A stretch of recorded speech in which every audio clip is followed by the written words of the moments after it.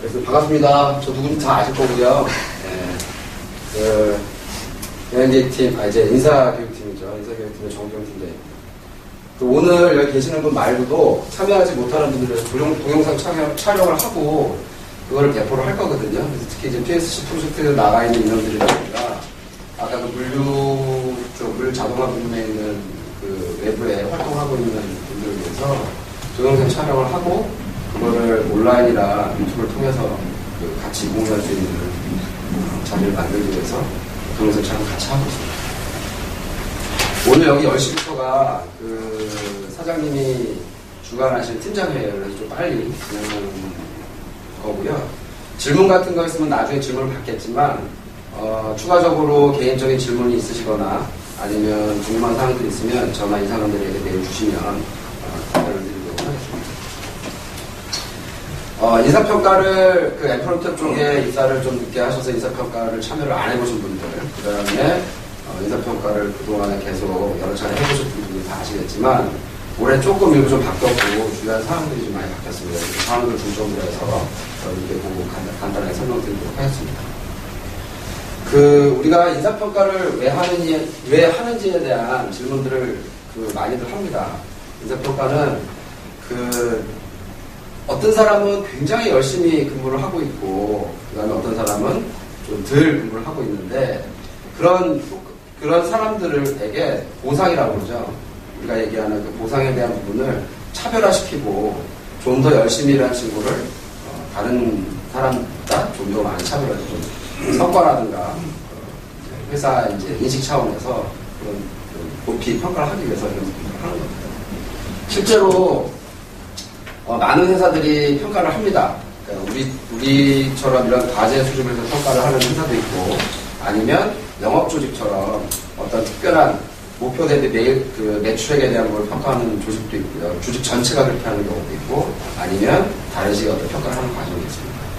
우리 회사의 성과평가 체계 근간은 한국타의 평가 체계 근간을 두고서 우리가 서비스업이기 때문에 일부 커스터마이즈를 통해서 우리가 지금 평가체계 수립해서 운영을 하고 있고요.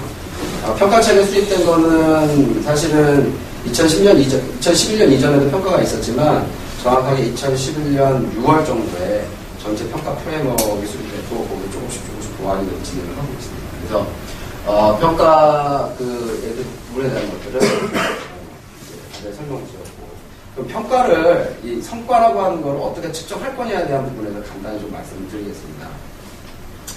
성과 측정이라고 하는 거는 그러니까 게이징을 하는 부분에 이전에 우리가 성과를 왜 달성해야 되는지에 대해서 간단히 설명을 드리면, 작년 10월, 9월, 또 11월 이렇게 해갖고 올해 사업계획에 대해서 회사가 전략적 방향과 비저닝, 그 다음에 핵심 전략 과제에 대해서 수립을 하고 그 부분을 12월 9일날 그룹사 회장님이나 사장단에게 보고를 하고 승인을 받아서 2014년 사업계획을 진행을 하고 있는 과정이고요.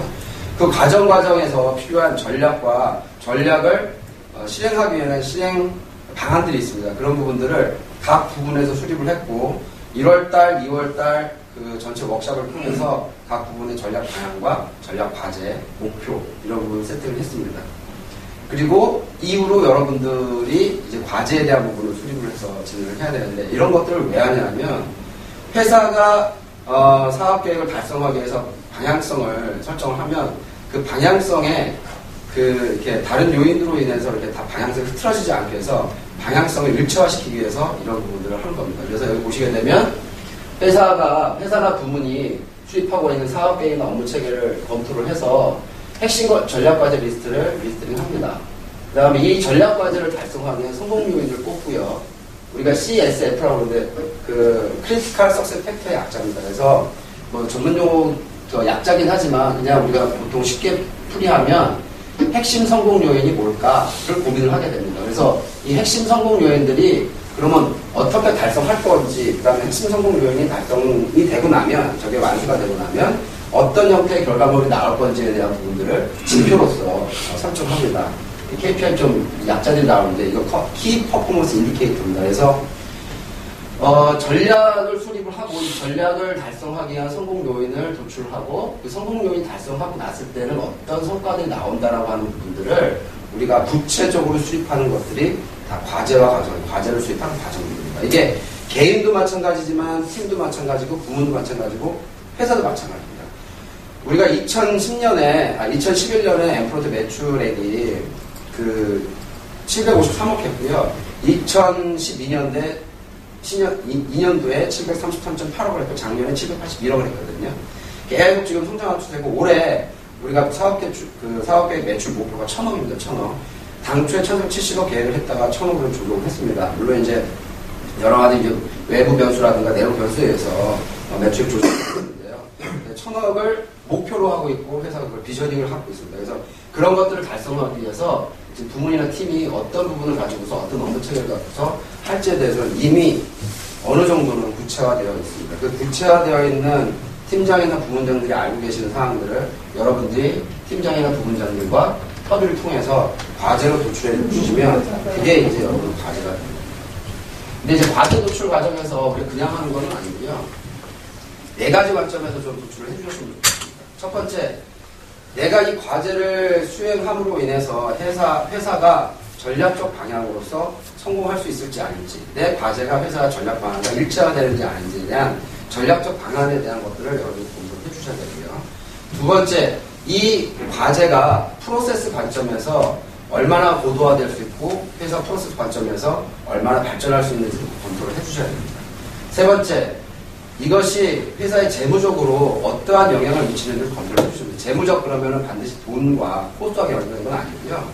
기간이라는 거, 효율이라는 거 이런 부분들을 측면을 고려를 하셔야 됩니다. 네 번째, 이 과제를 수행하면 내가 얼만큼 성장할 수 있을지, 그 다음에 어떤 학습을 통해서 이 과제를 해야 되는지에 대해서 고려를 합니다. 이 4가지 요소를 검토를 해주세요. 추가적으로 고객 관점에서도 한번 검토를 해주셔야 됩니다. 그래서 아까 제일 첫 번째 제가 말씀드렸던 전략이라는 부분을 빼놓고서 프로세스 관점, 그 다음에 이제 재무적 관점, 학습과 성장 관점, 우리 입장에서 고객 관점이죠. 이 4가지 관점에서 검토를 하셔야 되고, 이 4가지 관점 우리가 보통 기업에서 BSC라고 합니다. 그래서 밸런스 스코어 카드라고 하는데, 이 BSC 관점에서 여러분들 과제를 검토하시고 수립을 해주시는 게 가장 적절하지 않을까라는 생각이 들고요. 그게 어렵다 그러면은 회사의 전략적 방향과 내가 갖고 있는 이 과제 방향이 맞는지를 검토를 해보시면 아마 오히려 더 쉽고 적절하게 하실 수가 있지 않을까라는 생각이 듭니다. 그 다음에 또 하나는 우리가 이렇게 막 지표들을 수립을 하고 우리가 목표들을 수립을 했는데 가중치라는 부분이 있습니다. 내 과제가 10개면 10개 좀 많죠. 5개면 5개 과제가 다 중요하지는 않을 거예요. 그 중에서 제일 중요한 거는 난이도가 높고 제일 중요한 거가 제일 첫 번째, 그 다음이 두 번째, 세 번째 이런 식으로 해서 과제 우선순위를 매기게 되는데 그 우선순위에 따라서 이 가중치라는 부분을 부여를 하게 됩니다. 이 가중치는 그 과제를 성공했을 때 나에게 미치는 임팩트가 얼만큼이고 회사에 미치는 임팩트가 얼만큼인지를 판단하셔서 여러분 팀장과 또는 부문장들과 협의하시는 가중치를 설정하시면 됩니다. 그래서 그 과제가 기여하는 정도, 전략적 중요도, 업무량의 정도, 난이도, 투입 노력들을 기준으로 우선순위를 부여하고요. 한 개의 과제는 가중치가 50%를 넘어가지 않도록 그렇게 설정을 해주셨으면 좋겠습니다. 아무리 중요한 업무도 50%가 넘게 되면 한 사람이 수행하는 과제가 뭐 아니면 도로 흐를 경우가 있거든요. 우리가 과제를 수립할 때는 오로와 나승이 아니라 여러 가지 과제를 통해서 나도 성장할 수 있고 회사가 방향을 할 수 있는 사업 방향과 일치를 시킬 수 있는 부분이 있기 때문에 한 가지 과제만 수립을 하면 굉장히 회사로서도 그렇고 여러분들한테도 손해이기 때문에 이런 부분들은 팀장이나 부문장 잘 협의하셔서 수립을 해주시면 좋을 것 같습니다. 그래서 저희가 이제 간단하게 과제 수립에 대한 거를 이제 말씀을 드렸고요. 엠프론티어의 평가 체계는 2가지를 평가를 합니다. 하나는 내가 하고 있는 조금 전에 과제 수립을 하고 있는 업무에 대한 평가를 하는 부분이 있고요. 그걸 우리가 보통 업적 평가라고 하는 부분이 있고요. 그 다음에 내가 갖고 있는 고유 역량에 대한 평가를 하는 역량 평가가 있습니다. 그래서 내가 영어를 잘한다. 그 다음에 굉장히 신속한 딜리버리를 할 수 있다. 그 다음에 굉장히 적극적이다. 로열티가 높다. 이런 부분들이 다 여러분들 갖고 있는 내재화되어 있는 기본적인 역량입니다. 그래서 그 역량에 대한 평가를 합니다. 그래서 업적은 우리가 보통 통상적으로 볼 때 보상이라고 그러는데 급여, 상영 이런 것들을 결정할 때 그 업적 평가를 쓰고요. 역량 평가는 전체적으로 역량 평가를 한 다음에 우리 회사의 역량 중에 이런 부분들은 좀 부족하구나. 이런 부분들 키워나가야 되겠다라고 하는 부분이 있는데 그런 것들은 주로 이제 교육계획이라든가 향후에 여러분의 커리어를 어떻게 개발하고 그 발전시킬지에 대한 플랜 혹은 패스를 만들 때 활용을 하게 됩니다. 그래서 이 두 가지를 모아서 업적과 역량을 모아서 전체적인 평가 등급이 나오게 됩니다. 네, 평가 횟수는 1년입니다. 일상적으로 우리가 보통 탑 회사 같은 경우에는 업적 평가를 2번 하고 상반기 한 번, 하반기 한 번 하고 역량 평가를 한 번 하거든요. 근데 저희 회사는 1년에 한 번 합니다. 왜냐하면 우리 회사 서비스 회사이기 때문에. 그리고 1, 2월에 올해 1년 사업 계획을 준비를 하고 또 11월, 12월에 애니얼 클로징을 준비하는 거기 때문에 그 부분 기간을 뺀다고 진짜 업적을 수행할 수 있는 기간이 많지는 않거든요. 물론 다 걸쳐서 진행해야 될 상황이긴 하겠지만 일반적인 경영 상황이라든가 경영 그 일정들을 보고해서 저희도 의견을 합니다. 그래서 조금 전에 말씀드린 이 역량에 대한 것들 잠깐 보면 역량을 왜 평가하는 거냐라는 부분이 있습니다. 그래서 간단히 이제 적어놨는데 주어진 역할이나 직무에 탁월한 성과를 창출할 수 있는 개인들의 이 갖고 있는 기본적인 소양, 그다음 마인드, 그다음에 자질에 대한 문제들을 평가를 합니다. 그래서 이런 부분들을 높여야 과제를 수립하고 과제를 실행할 때 기본적인 바탕이 되기 때문에 이 역량에 대한 부분들도 평가를 하는 겁니다. 그래서 그 역량 평가의 부분은 직무 역량과 가치 역량 두 가지가 있는데 아직 역량 체계에 대한 거는 설정을 안 했어요. 작년 같은 경우에는 단일 역량 체계였습니다. 그래서 단일 역량 체계에 대해서 팀장의 배분율은 얼마고 사원급의 배분율은 얼마인데 올해부터 좀 바뀝니다. 그래서 사원 대리급, 과장 차장급, 부장급 또는 이사급 아니면 팀장급의 역량 체계가 다 직군별로 또 바뀔 예정입니다. 그래서 그거는 3월 말이나 4월 초쯤에 다시 어나운스를 팀장님들을 통해서 어나운스를 드릴 거고요. 팀장이 안 계시는 부분 같은 경우에는 선임이라든가 아니면 부문장들 직접 역량에 대한 어나운스에서 여러분들한테 전달이 될 수 있도록 이렇게 진행할 예정입니다. 그래서 그런 부분들이 이제 요거 평가를 구성하고 있는 부분이다. 그래서 이 전체 이 프레임워크 안에서 팀장과 사원에 대한 이 가중치가 틀립니다. 그래서 팀장 같은 경우에는 기본적으로 업적을 또는 과제를 수행하는 게 60%, 그 다음에 팀장이 보유하고 있는 역량에 대한 게 30%, 그 다음에 조직 역량, 왜냐하면 우리가 보통 팀장들을 라인 매니저 혹은 POM이라고 합니다. POM은 People and Organization Manager라고 해갖고 사람과 조직을 관리하는 관리자이기 때문에 이 조직에 대한 조직 역량 평가를 따로 합니다. 그리고 사원 같은 경우에는 업적과 역량을 7대3의 비율로 나눠서 합니다. 간단히 또 말씀을 드리면 조직 역량 평가 10% 요 내용은 뭐냐면 조직을 어떤 식으로 잘 관리하고 있는지를 보는 겁니다. 그러니까 보통 저런 것들 이제 메저링하는 이제 체계인데 몇 가지가 있습니다. 작년에도 했고 올해 똑같이 할 겁니다. 조직 만족도 평가 이런 부분을 합니다. 이 조직 만족도 평가는 팀원들이 팀장들을 평가를 해주는 거고 팀원들이 조직을 평가하는 겁니다. 이게 평가라는 말을 써서 그렇지만 이 피드백의 과정입니다. 피드백의 과정. 상업 보완의 과정이거든요. 그래서 이거는 이제 단역 평가 중에 일환으로 밑에 있는 직원이 상사를 평가하거나 밑에 있는 직원이 조직을 평가할 때 이 체계를 씁니다. 우리가 작년에 두 가지 평가를 했습니다. 하나가 몰입도라는 걸 평가를 했었고요. 설문을 했었고 그 다음에 조직 만족도라고 하는 설문을 통해서 평가를 했습니다. 이 안에 분명히 상사평가 항목이 있습니다. 상사평가 항목이 대략 한 7개 정도 평가 항목이 있는데 뭐 몇 번 이렇게 딱 0으로 해서 상사평가 항목이 있는 게 아니라 전체 설문 내용에 다 뿌려져 있기 때문에 어떤 게 상사평가 항목이다라고는 말씀드릴 수 없지만 그 안에 다 이 평가 설문 항목에 다 있습니다. 그래서 이것을 작년에는 불효불복하게 한 번만 했는데 올해는 상반기 한 번, 하반기 한 번 해서 조직에 대한 만족도라든가 상사에 대한 만족도에 대해서 평가를 하고 여러분들 그 팀장이나 부문장 혹은 필요에 따라서 개인들한테 피드백을 줄 겁니다. 근데 이제 질문들이 많이 옵니다. 무기명인가요? 기명인가요? 질문 오는데 반드시 무기명이고요. 작년에 이 조직 만족도 평가를 했었고 그 데이터를 사장님이나 다른 부문장들께서 달라고 했는데 제가 안 드렸어요. 최종 결과만 드렸습니다. 왜냐하면 저희 쪽에서 반드시 개인 블루라이트를 요구를 해서 산출되는 데이터들이기 때문에 개인정보들이 다 포함이 될 수 있어서 제가 그런 부분은 다 안 드리고 결과만, 팀의 결과 또는 부문의 결과만 드렸습니다. 그 다음에 사장님한테 회사 전체 결과만 드렸으니까 그런 부분들은 염두를 안 해주셔도 될 것 같고요. 그 다음에 인단교육 훈련 시간이 있습니다. 인단교육 훈련 시간. 그래서 우리 팀이나 부문이 타 팀이나 다른 그 부문에 비해서 교육 시간이 좀 부족하다. 그러면 이제 차별화가 되는 요소가 되겠죠. 그죠? 그래서 이런 부분들은 반드시 좀 지켜주셔야겠고요. 그 다음에 이직률. 여러분들 팀에서 팀장과 사이가 안 좋아지거나 팀의 성과가 안 나거나 관리가 잘 안 돼서 나가는 인원들이 있게 되면 팀장한테는 되게 많은 디메리트가 됩니다. 그래서 안 좋은 평가적으로 안 좋은 요소입니다. 그래서 이런 부분들은 왜 팀장의 평가 요소에 넣느냐? 관리를 해라. 라는 얘기 때문에 평가에 요소에 넣는 겁니다. 그래서 이런 부분 참고하시고 여러분들 조직 만족도 평가할 때 대상은 우리 조직 바로 팀장이나 팀장입니다. 팀장이 없는 조직은 조직 만족도 평가 내 상사 평가 항목은 제외를 하거나 아니면 2차 바로 상위 평가자의 부문적 평가로 대체를 할 거고요. 그래서 내 상사 평가 상사가 누군지에 대해서 분명하게 해서 다시 한번 어나운스를 하도록 하겠습니다. 여기 이제 인당 교육 시간이 나와서 말씀을 드려보면 올해부터는 승격 포인트를 운영합니다. 승격 포인트를 운영하는데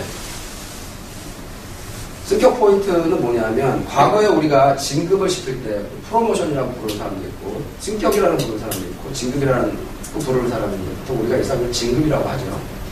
이 진급자들을 어떻게 판단해내냐면 당해 연도의 평가 결과 A 등급이냐 B 등급이냐 C 등급이냐 그 다음에 직전 연도의 평가 결과 그 다음에 2년 전의 평가 결과 한 3년 정도의 평가 결과를 놓고서 그 다음에 부문장 추천을 통해서 평가를 합니다. 그래서 이 사람은 진급을 시킵시다 맙시다라는 것들을 임원회의를 통해서 결정합니다. 그래서 진급 대상자 전체 심사회의가 있고요. 전체 진급 대상자 우리가 보통 체류 연수라고 부르는데 뭐 사원은 3년, 2년 혹은 대리는 3년, 과장 4년 요 체류 연수가 연수가 차 있는 직원들을 대상으로 해서 심사를 합니다. 평가 결과를 기본 팩터를 통해서 평가를 하는데 이러다 보니까는 개연성에 이제 개입이 될 가능성이 있기 때문에 이거를 포인트 제도로 해서 마일리지 제도를 통해서 승격 대상자를 판별을 해냅니다. 그래서 예를 들면 이런 거죠. 인사평가 포인트. 인사평가 A점 맞으면 마일리지 얼마. 그 다음에 B 맞으면 얼마. 교육이수를 했으면 얼마. 뭐 이런 식으로 해서 마일리지를 누적을 해서 내가 3년 혹은 5년 이 직급별 체류 연수에 해당하는 마일리지가 되면 승격을 할 수 있는 대상자가 돼서 심사를 통해서 바로 승격할 수 있도록. 심사라고 하는 거는 특별한 의미의 심사가 아니라 그 안에서도 될 사람인지 안 될 사람인지를 다시 한번 판별해내는 건데 대부분의 사람들의 승격 포인트가 되면 거의 진급을 시킬 겁니다.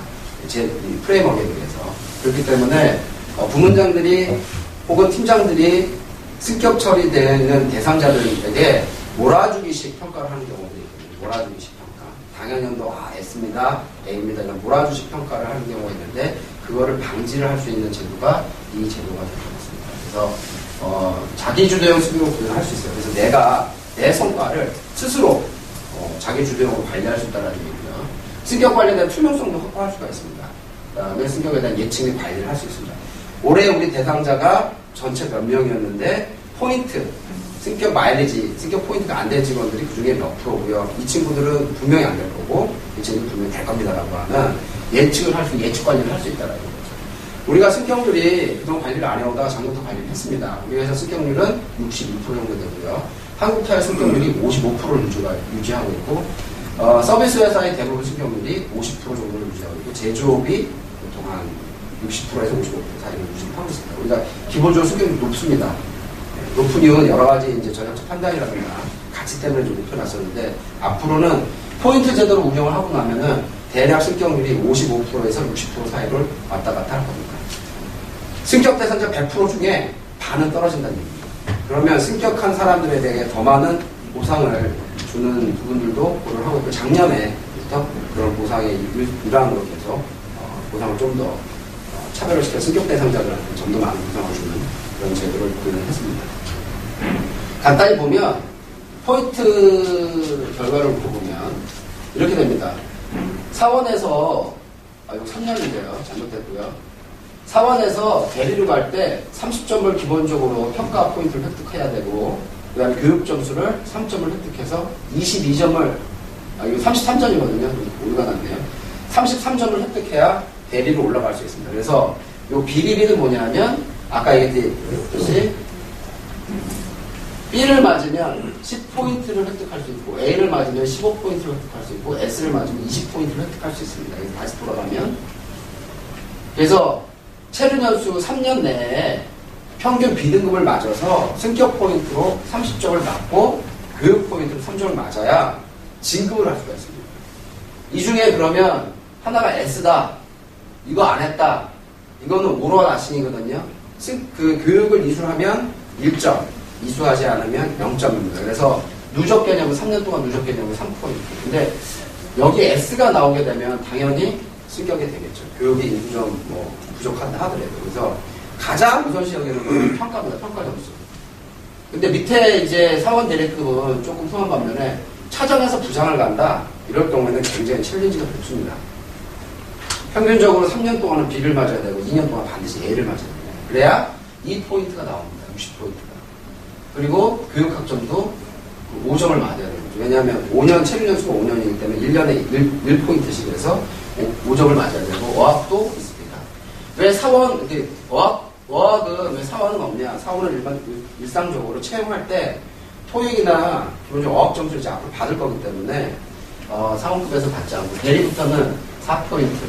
그 다음에 과장은 좀 낮췄고, 차장은 좀 낮췄습니다. 4포인트를 맞으려면 토익 기준은 700점이나 650점 이상을 맞으셔야 4포인트를 획득하실 수가 있습니다. 근데 이제 요거가 지금 전체적으로 한국 타이어나 이런 부분에서 요청한 전체 글로벌 인사 프레임워크, 인사 평가 또는 인사 프레임워크 내에 들어와 있는 내용들인데 우리가 이렇게 적용하기에는 무리가 있습니다. 왜?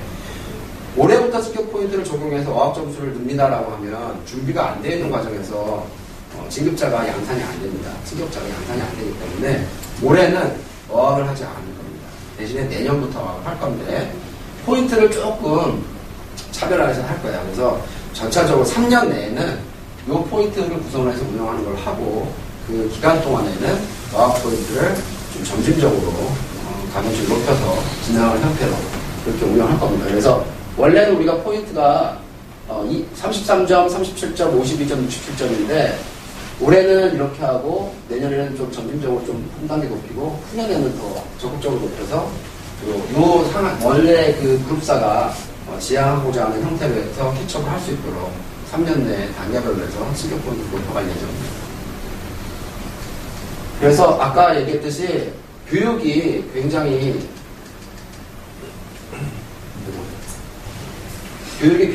중요한 요소 중에 하나가 될 겁니다. 그래서 내가 평가를 기본적으로 비맞았는데 교육이 1포인트가 누락이 되면 할 수가 없습니다.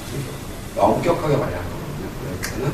그래서 여러분들 올해부터는 내가 교육을 해야 되는데 바빠서 못했다. 그런 거는 이유 불문하고 포인트 부여를 하지 않습니다. 다만 우리가 전체적으로 한국타처럼 관리 조직도 아니고 다른 회사처럼 현장 서비스 조직이 아니기 때문에 그 두 개가 믹스된 믹스형 조직이거든요. 그래서 어떻게 할 거냐면 부문 단위의 워크샵, 부문 단위의 커리큘럼을 짜서 교육 커리큘럼을 만들어서 이렇게 그룹별로 예를 들어 세미나나 이런 걸 통해서 진행을 하겠다고 8시간 기준으로 1학점을 부여드릴 예정입니다. 그래서 올해 계획이 3월 말쯤 다다음 주 정도에 나오게 될 텐데 영업 같은 경우에는 예를 들어서 다 밖에서 활동하시는 분들이 많아서 내부적으로 영업에 대한 전체적인 방향성이라든가 세일즈를 어떻게 해야 될지에 대한 부분에 대해서 우리는 워크숍도 하고 외부 강사 초빙에서 하겠다라고 하는 별도의 커리큘럼을 갖고 계신다 그러면 저희 팀이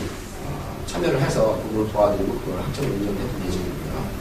PSC가 그럴 경우가 있는데 PSC가 외부 프로젝트들이 많습니다. 근데 이제 예를 들면 끝나고 나서 프로젝트 끝나고 나서 잠깐 그 쉬는 시기에 한 이틀, 3일 동안 세미나를 통해서 그 부족한 교육에 대한 부분이라든가 학점에 대한 부분을 보충을 하는 커리큘럼을 짜서 진행한다고 하면 그 역시 회사는 인정해드릴 겁니다. 작년에는 집합교육을 3학점을 하고 사이버 온라인 교육을 2학점을 했거든요. 올해 역시 마찬가지입니다. 그래서 온라인 교육 2학점은 반드시 들어갈 거고요. 그 다음에 집합교육 형태로 한 혹은 외부 교육 3학점을 해줄 겁니다. 근데 이제 외부 교육이 되고 내부의 집합교육이 해도 되는데 올해 상반기에 엠프론티어가 목표가 수익성 확보이기 때문에 상반기에 집합교육을 진행하지 않을 거고 하반기부터 집합교육을 진행할 겁니다. 그래서 7월 또는 이제 8월 달에 중점으로 해서 집합교육을 진행할 거고 외부 교육을 적극적으로 한번 진행할 겁니다. 왜 그때 할 거냐면 IT라든가 대부분이 업무가 여름 시즌이 끼고 있으면 그게 조금 이렇게 좀 만만하게 업무를 합니다. 그래서 그때 조금 교육을 집중적으로 진행하는 걸로 그렇게 진행할 예정입니다. 그리고 전체적으로 일정을 보면 이번 달에 여러분들 과제에 대한 평가를 수립을 할 거고 그 목표에 대한 수립을 할 거고 6월 말이나 7월 초에 중간 점검을 할 겁니다. 중간 점검을 하는 이유는 내가 수립한 과제, 부문이 수립한 과제 또는 팀이 수립한 과제가 현재 방향성을 잃지 않고 잘 가고 있는지 이런 부분들을 담당 팀장, 그 다음에 직원, 부문장과 서로 커뮤니케이션을 할 수 있는 과정을 드릴 겁니다. 과제 수립은 지금 부득이하게 엑셀로 받아서 저희가 블루라이트를 통해 올려서 업로드를 해서 여러분들 조회하실 수 있지만 중간 점검부터는 바로 온라인에서 점검하고 점검 결과에 대한 것들 피드백을 팀장들 개인별로 줄 수 있고 온라인화 해놓을 예정이니까 중간 점검에 대한 코멘트, 이렇게 내용, 그 다음에 중간 점검에 대한 결과 이런 것들을 서로 팀원과 팀장들과 피드백을 온라인하게 주시되 반드시 지켜주셔야 될 게 인터뷰를 하시면 좋을 것 같습니다. 그래서 팀장이 바빠서 인터뷰 못했다 그러면 여러분들 팀원들이 가서 인터뷰를 좀 한다거나 그 다음에 팀장님도 그 다음에 업무 현장에 직접 내려가서 그 다음 직원들과 얘기를 하면서 인터뷰를 반드시 진행해 주셨으면 좋겠습니다. 그 다음에 12월 달이 되면 11월 말부터 12월 달이 되면 올해 1년 동안 했던 그 과제가 제대로 수행했는지 안 했는지를 평가를 하게 되는 겁니다. 그래서 그런 부분들을 전체 이제 일정에 대한 컨셉을 가지시고 일정 수립을 좀 해주셨으면 좋을 것 같습니다. 한 가지 이제 더 추가적으로 말씀드릴 게 불편한 지시입니다. 아까 조금 전에 승격 포인트를 말씀을 드렸는데 승격 포인트, 그러니까 진급자가 앞으로는 승격 포인트에서 결정이 되는데 반드시 지켜주셔야 될 부분들이 있습니다. 배분 비율입니다. 배분 비율. 그리고 굉장히 불편하지만 그럼에도 불구하고 그 성과를 내는 직원과 저 성과를 내는 직원을 차별화를 해야 될 부분이 있기 때문에 만약에 차별을 하지 않는다? 그럼 평가할 필요가 없는 거거든요. 그래서 그런 부분을 차별화를 하려면 반드시 이런 그 등급에 대한 차별화를 통해서 등급을 매기고 차별화를 시켜야 됩니다. 근데 이제 팀 배부 기준이 있고 부문 배부 기준이 있습니다. 팀 배부 기준이 A가 30%, B가 50%, C가 20%. 사실은 이 배분 비율이 어려울지만 타 사에 비해서 굉장히 그 완만하게 구성되어 있는 배분 비율입니다. 좀 적극적으로 직원들한테 많은 좀 베네핏을 주고자 이렇게 앞에다가 몰아놨고요.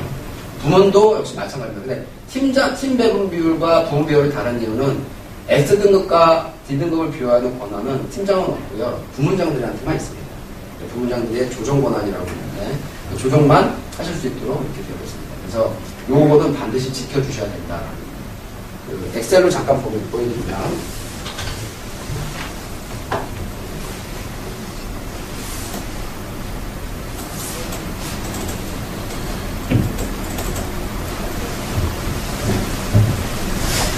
동영상을 보시는 분들은 잘 안 보이시니까 그 게시된 엑셀 자료를 그 블루라이트 게시되어 있으니까 그 엑셀 자료를 보시면 될 것 같고요. 그리고 지금 강의를 들으시는 분들은 그 자료를 보시면 될 것 같습니다. 그래서 우리 팀이 4명이다 그러면 팀장 기준으로 했을 때 A가 1명 나올 수 있고요.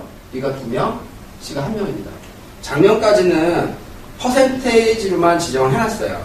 그래서 예를 들어서 1.8 나오면 2명으로 카운트한다거나 1.5 그러면 2명으로 카운트하는데 올해 같은 경우에는 이 인원수를 지정했습니다. 그래서 팀은 또는 부문은 이 인원수를 넘길 수가 없어요.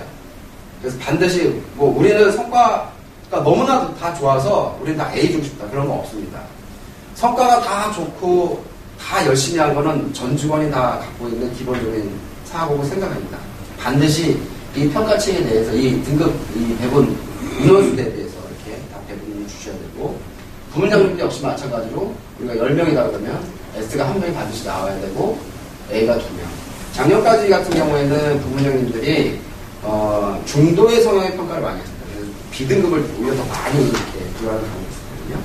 그래서 S등급을 주지 않는 대신에 난 D등급을 주지 않겠다. 그리고 S등급을 안 줬기 때문에 A등급을 A등급을 하나 내고 대신에 A등급에 있는 친구를 B등급을 하면 때리겠다. 이런 식의 어떤 중도의 성향을 갖고 있는 평가를 하셨는데 올해부터는 그렇게 하시면 안 된다라는 겁니다. 역시 마찬가지 팀장님도 마찬가지입니다. 참고적으로 말씀드렸고 팀장님께서는 우리 팀원이 몇 명인지에 따라서 이 대본 비율을 확실히 지켜주셔야 되고요. 이거를 조정하실 수 있는 권한이 사장님한테는 있습니다. 그 다음에 부문장들은 팀장들이 평가하신 거에 대해서 한 등급 체계 내에서 예를 들어서 팀장들이 B등급을 부여했는데 부문장이 S등급으로 만든다거나 D등급으로 만드는 경우는 그렇게 해서는 안 됩니다. 이거는 2개 등급 이상에 대한 조정이기 때문에 반드시 사장님한테 사전에 승인을 받거나 아니면 그거에 대해서 저한테 레포트를 제출하셔서 그거에 대해서 제가 종합적으로 사장님께 승인을 받는 그런 과정이 있어야 되고요. 사장님은 등급 조정에 상관없이 등급 조정을 하실 수가 있습니다. 그래서 부문장들이나 팀장님들께서 잘못 부여된 것들을 사장님이 다시 바로잡을 수 있도록 권한을 갖고 계신 그런 분들을 참고해 주셨으면 좋겠습니다.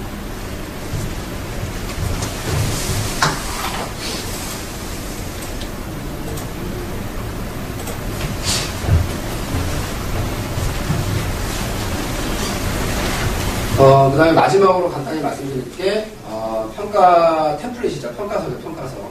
작년에 평가서 좀 복잡했습니다. 그래서 올해는 좀 단순화시켰는데, 작년에 써야 될 내용이 많다고, 여러 각지에서 다들 이제 의견들을 제시해 주셔서 그 의견을 반영을 하고, 그 다음에 우리가, 시스템화하기 좀 쉽게 구성을 했습니다. 그래서 목표 구분, 목표명, 목표 기준, 세부 목표 내용, 가중치. 가중치에 대한 거는 일단 아까 설명을 드렸고요.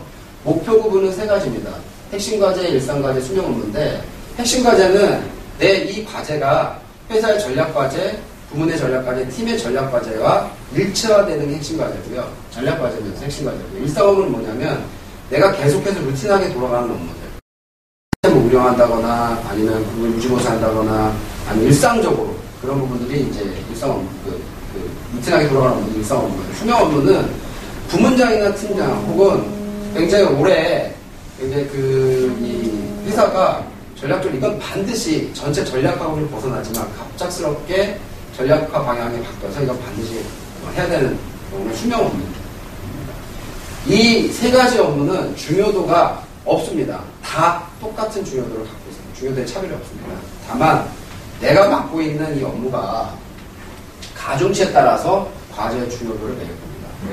물론 팀에서 핵심 과제를 많이 하는 사람이 있고 일상 업무를 많이 하는 사람이 있고 수명 업무를 많이 하는 경우도 있습니다. 사실 이것도 차별화를 해야 되거든요. 내가 일상 업무를 하는 사람들, 일상 업무만 하는 과제를 갖고 있다. 나는 핵심 전략 업무만 하고 있는 과제를 갖고 있다. 물론 난이도가 있기 때문에 차별화를 시킬 수가 있는데 이렇게 되면 너무나 많은 이제 혼란을 초래할 수 있기 때문에 아직까지는 회사가 그 부분을 고려를 하고 있지 않습니다. 그래서 이 부분을 구분을 해주시고요. 그 다음에 목표명. 그래서 어떤 목표를 수립을 하고, 그 다음에 이게 목표 기준이 이 목표를 달성하고 그 인디케이팅 할 수 있는 목표 기준이 뭐냐 정확히 적어주시고, 그 다음에 세부적 내용을 적어주시면 됩니다. 간단히 살펴보면, 여기 서비스 만족도 평가라는 형태가 있고요. 전년도 서비스 만족도 조사 결과 분석 3월, 서비스 만족도 개선안 보고 4월, 그 다음에 서비스 만족도 각 업무 설문 결과 및 전년 대비 50% 증가, 이렇게 해서 정확한 마일스톤과 정확한 수치적 그 데이터를 제시를 해줬어요. 그 다음에 이거에 대한 것들이 뭐다라는 것들을 제시를 해줬습니다. PSC 같은 경우에는 이런 것들이 될 수 있겠죠. GP 달성. 프로젝트를 내가 2개를 했거나 3개를 했는데 어떤 프로젝트는 납기 내 끝냈고 어떤 프로젝트는 납기를 넘어서 오버런이 난 프로젝트가 있다 그러면 물론 이제 PM에 간단히 하겠지만 GP 달성률만 본다고 그러면 오버런이 난 프로젝트는 전체적인 프로젝트 손익을 맞추지 못한 거거든요. 납기 내 끝난 거는 예상했던 손익을 달성하는 경우가 되겠죠. 그런 GP 달성률이 하나의 과제가 될 수 있고요. 그 다음에 가장 큰 PSC 가장 큰 유틸라이제이션이니까 유틸라이제이션을 회사가 목표로 하는 80% 이상은 내가 갖고 가겠다. 그러니까 나는 늘 프로젝트에 참여할 수 있는 멤버가 되겠다. 라는 여러 가지 과제들을 수립하고 있고, 영업은 분명하죠. 매출액입니다. 매출액과 영업이익과 그 다음에 신규 고객 발표 건수, 그죠? 그 다음에 뭐 수주에 대한 부분들을 어떻게 하겠다. 대리점 총판 업무에 대한 총판 비즈니스에 대한 우리 그 리셀러 계약을 몇 건 이상 하겠다. 이런 부분들이 극명하게 나눠집니다. 그런 부분들을 과제 수립을 하고요. 작년 같은 경우에는 회사가 서비스 만족도 지수 40%고요. 그 다음에 유틸라이제이션 뭐 60%고요. 그 다음에 매출액 50%고 영업이익 50% 이제 지정을 했는데 올해부터 그거 안 합니다. 왜냐하면 회사는 전략적 방향을 수립을 해서 각 부문장들에게 제공을 했고, 부문장들께서 또 역시 마찬가지로 부문의 전략적 방향과 과제를 설정을 했기 때문에 부문 내에서 또 팀 내에서 이 과제에 대한 배분 비율과 과제에 대한 중요도에 따라서 또 부문장의 전략 과제를 달성하기 위한 과제들을 별도로 각자 도출하셔서 여기다 기록을 해주셔야 됩니다. 그래서 작년 같은 경우에 회사가 리딩을 했지만 올해부터는 각 부문과 팀에다가 이 권한과 내용들을 하고 이야기를 했으니까는 팀원 되시는 분들은 팀장과 또는 부문장과 많은 대화를 통해서 그런 과제를 세팅하고 설정하는데 노력을 좀 기울여 주셔야 될 것 같습니다. 이런 과제에 대한 부분에 대해서 수립하실 때 아까 얘기했던 4가지 법정, 그 다음에 반드시 이런 어떤 그 수치화할 수 있는 정확한 일정 또는 정확한 수치, 타겟 이런 부분들을 반드시 고려해서 설정해 놓으셔야 여러분들이 12월달 평가할 때 불이익을 받는 일이 없을 겁니다. 작년에 제가 그 많은 질문을 받아준 중에 상황이 하나 뭐냐면, 뭘 받으면 A를 받고 뭘 받으면 B를 맞을 수 있습니까? 나는 해도 자꾸 C나 B밖에 안 나오는데 내가 뭘 하면 A를 받고 S를 받을 수 있겠습니까? 사실 답은 그 질문을 할 그 친구한테 있습니다. 명확하지 않은 과제 목표를 있기 때문에 그렇게 됩니다. 과제 목표가 명확해야 여러분들 팀장이나 부문장이 이 과제에 대해서 명확하게 평가를 해줄 수가 있는 거기 때문에 명확한 목표, 구체적인 목표를 수립을 해서 과제를 수립을 하셔야 될 것 같습니다. 자, 여기까지 간단하게 설명했는데 질문 있으신가요? 상한대 이거 꺼주세요.